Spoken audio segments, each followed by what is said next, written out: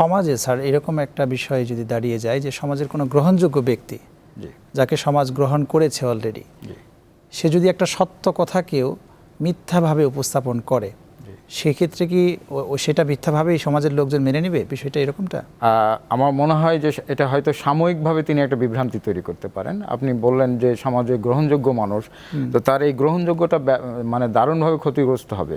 দুইটা কারণ, একটা হলো যে তিনি যদি একটা মিথ্যা বলেন, তিনি একটা অমানবিক আচরণ করলেন, একটা অনৈতিক আচরণ করলেন, এটা তিনি গ্রহণযোগ্য মানুষ হতে পারেন না।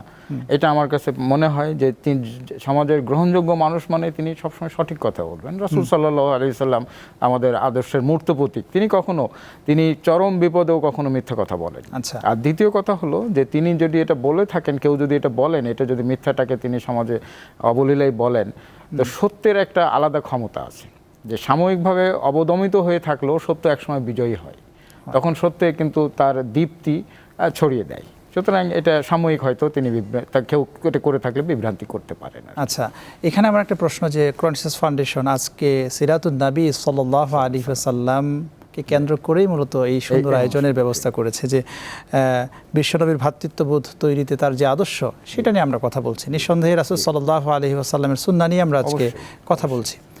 কেউ যদি বলে যে কোরআন রিসার্চ ফাউন্ডেশন হাদিসকে অস্বীকার করে, এটাকে আপনি কিভাবে দেখবেন? এইটা আমি ব্যক্তিগতভাবে আমি এটা মনে করি চরম একটা অবিচার হবে, একটা মিথ্যা কথা, আমি একটা মিথ্যাচারই বলবো। কারণ কোরআন রিসার্চ ফাউন্ডেশন সম্পর্কে আমি নিজ তাগিদেই আমি জেনেছি, এবং কোরআন রিসার্চ ফাউন্ডেশন পৃথক একটি গ্রন্থ বাংলা অনুবাদ তারা প্রকাশ করেছে, যে মতন এবং সনদ ও মতন সহি হাদিস সংকলন, এবং এটা তার প্রথম খণ্ড, এটা সংকলন, হাদিস সংকলন গ্রন্থ তারা প্রকাশ করেছে, এবং তার প্রথম খণ্ড, অর্থাৎ এটা ধারাবাহিকভাবে চলবে। হ্যাঁ, সমাজের আমাদের গুরুত্বপূর্ণ এবং যে হাদিসগুলো মানে সনদ এবং মতনের দিক দিয়ে সহি, সেই হাদিসগুলো সংকলিত করার একটা মহৎ উদ্যোগও কোরআন রিসার্চ ফাউন্ডেশন এটা হাতে নিয়েছে। সুতরাং কোরআন রিসার্চ ফাউন্ডেশন সম্পর্কে যদি এ ধরনের কথা বলা হয়, এটা নিছক আসলে কি বলবো, যে প্রতিহিংসা বশতই হয়তো বলা হয়, এবং নিজেরা না জেনে। এটা কোরআন রিসার্চ ফাউন্ডেশনের কার্যক্রম কিন্তু উন্মুক্ত, এবং তারা নিজেরাও মানুষকে তারা প্রচার করছেন, এবং আমাদেরও যারা আমরা কথা বলি তাদেরও উচিত একটা জেনে, একটা বিষয়ে কথা বলার আগে তাদের সম্পর্কে জেনে নেওয়া। তো যারা হাদিসের আপনার সংকলন গ্রন্থ প্রকাশ করছে, তাদেরকে আপনি হাদিস অস্বীকারী কীভাবে বলেন? এটা আমার কাছে চরম একটা মিথ্যাচার।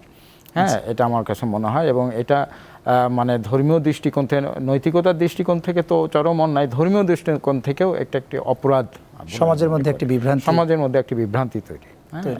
একটা মানে সমাজের মুসলিম আরেকটা গ্রুপের ব্যাপারে এ ধরনের জিজ্ঞাসা, এ ধরনের বিদ্বেষ ছড়ানো উচিত নয় বলে আমি মনে করি। জাযাকাল্লাহ, আপনি খুব চমৎকার বলছেন।